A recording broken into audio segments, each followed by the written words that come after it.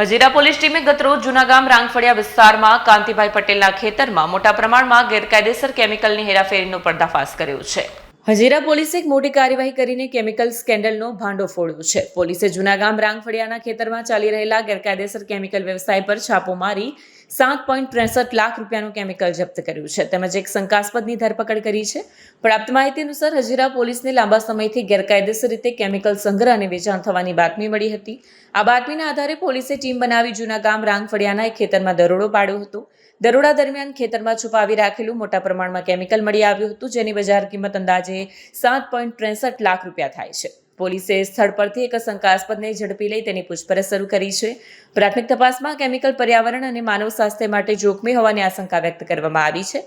પોલીસે સમગ્ર મામલે વધુ તપાસ હાથ ધરી છે. હજીરા પોલીસની આ કાર્યવાહીથી ગેરકાયદેસર કેમિકલ વ્યવસાય સાથે જોડાયેલા તત્વોમાં ફફડાટ ફેલાયો છે. પોલીસે સ્પષ્ટ જણાવ્યું છે કે આવા ગેરકાયદેસર કાર્યો સામે કડક કાર્યવાહી ચાલુ રહેશે.